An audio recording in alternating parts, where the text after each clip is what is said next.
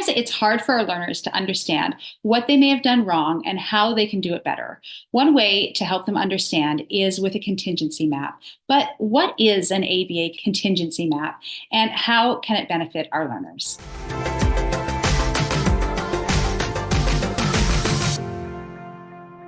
Hi, I'm Shira. And I'm Shayna. We are behavior analysts that create weekly content about how to teach children with autism so that they make real progress. And we create shareable resources to make your job just a little easier. Today's topic is all about what is an ABA contingency map. And if you want more videos like this, make sure to subscribe and hit the notification bell to stay updated on new video releases. So our life is full of contingency maps. Drive fast, go through a red light, talk on a cell phone while you drive, you get a ticket sometimes. Drive safe and your insurance doesn't go up. Be at work on time so that you're not fired. Do your homework so that you don't have to endure the wrath of your teacher. Call your mother on a regular basis. Okay, or else. Or else. There are always consequences. So how do we use these kind of consequences in ABA? We use them very often in two ways. One is as a reflection of something that may have happened in the past, or it could also be a way of priming what might happen. Contingency maps are a way to show like a visual representation of two options. So if it's something that happened in the past as a reflection, we might be showing our students what happened based on some sort of trigger or antecedent and how we could make it better next time. So when I think contingency map, the very first thing you do is you put a situation down the page. It's usually in the middle of the page, but off to the left-hand side. And you have the situation. So the situation might be, I'm sitting in class and the kid beside me makes a joke, or the teacher presents a demand, or my friend says do this, whatever that situation is, and you put that on the left hand side but in the middle of the page. And then what you would do is you would draw an arrow up. I typically draw a green arrow, so like the right way to do things. So a green arrow up, and I would say, if this happens, then these are the positive things you can do, right? So, if, the kid beside you in school starts bugging you, what are some things you can do? So you can, raise your hand, tell the teacher, you can say, please stop doing that. You can ignore the student, whatever that is, right? And then from there, then it kind of goes over. So, and if you do those things, how does it make the other person feel? Or how does, what's in it for you if you do those things, right? So, if you tell the teacher, if you say, please stop doing that, if you, it really makes the teacher feel happy because it wasn't disruptive to the class, right? And, those good things that happen are this, that the teacher can take care of it and the teacher can tell the kid beside you to stop doing that. And those are the types of things. So there's the green kind of up arrow.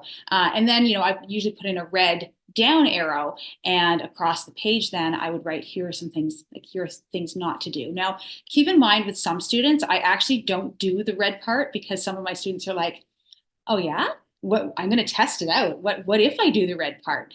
And they really want to access that contingency. So if you've got any students like that, don't do the red part. But a lot of the times I will say, like, listen, like if you hey, knock it off to the person beside you, the person beside you might do it more because they're looking for that attention. Or if you say, if you stand up and yell in class and, do all these disruptive behaviors, then, the teacher is going to, think that you are the one who's being disruptive, and the teacher is going to, do this and this, and, maybe, you're going to get extra homework, or you're going to have to go to the principal's office, or whatever it is. Now, be careful, because sometimes going to the principal's office is not punishment. It's actually a reinforcer, because some kids love to get out of class. So just be careful of what you put in the green section or the red section. But really, it's just a visual representation of what to do and not to do in those situations, and what might happen if you do this or that situation. So very often in times that our kids are struggling or they might be showing some challenging behavior is really not the time to be teaching them what they should be doing. And often we have staff and teachers who really mean well and want to tell them about why it wasn't right that they hit their friends or whatever else happened. And we try to encourage them to like not do that in the moment, because it's not effective. It's not the time to be teaching. But using something like a contingency map is a great tool to give that teacher or that professional to be able to use with the student. And it should be done at a time far away from the incident, not during, not after. The child should be completely calm and have cooled down from whatever happened. It could be the same day, it could be the next day, and it offers the opportunity to reflect. So I actually use it in a way to talk about what happened. This is what happened, and this is why it didn't really work out so well for you, because you didn't really get the toy you wanted, or you got in trouble for what happened. So how can we do it differently next time? And I like to have the student come up with some solutions. They sometimes come up with things that I wouldn't have thought of. So it's a way to not just tell our kids what the expectation is and what they should be doing, but it's a great opportunity for conversation, and they can articulate how they were feeling when that thing happened, and how they would like to be feeling if they would go the green way.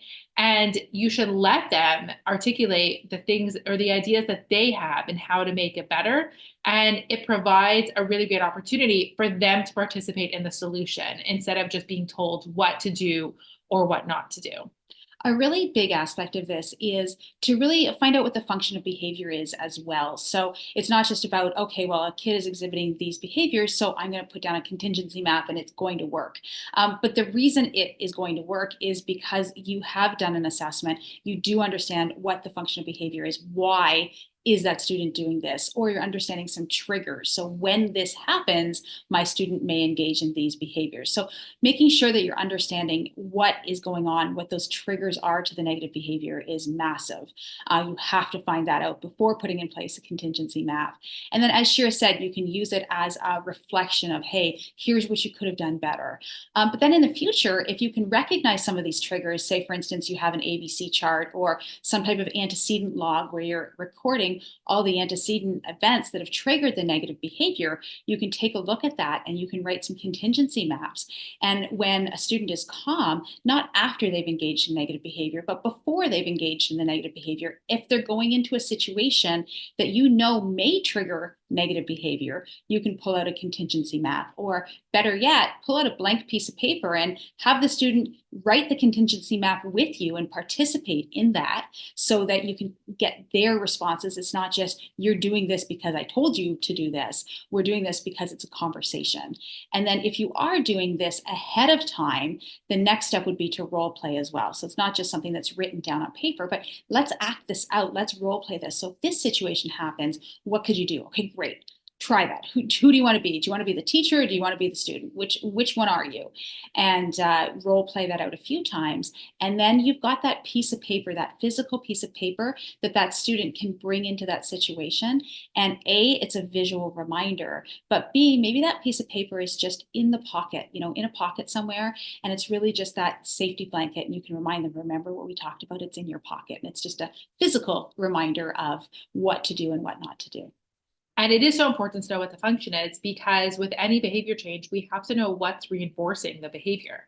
And we have to include that in our contingency map. So if, let's say, the function for one of our students is escape, then we have to make sure that what we're drawing out on our contingency map is in line with that. So if they made the wrong choice and went the red way and still accessed escape, it's not going to work. We have to show them how going the red way is not going to get them out of what they want, and how going the green way will get them out of what they want. If you raise your hand and you ask nicely, then you get to leave early, or whatever that is. We have to really tap into what is really reinforcing about the behavior, but we have to know about the behavior first. And even if we're using it as reflection of what happened, I would also do lots of role play. And I think I would role play because we're telling them a new behavior, right? If they're used to getting their needs met by kicking, screaming, or hurting somebody, then we want them to do something different. They need to practice it. So if we're telling them, instead of hitting the friend beside you, you can raise your hand and ask for a break, then they have to practice that. And we have to do that enough times so that they're accessing reinforcement enough times for the new behavior, and including lots of role play in that context as well.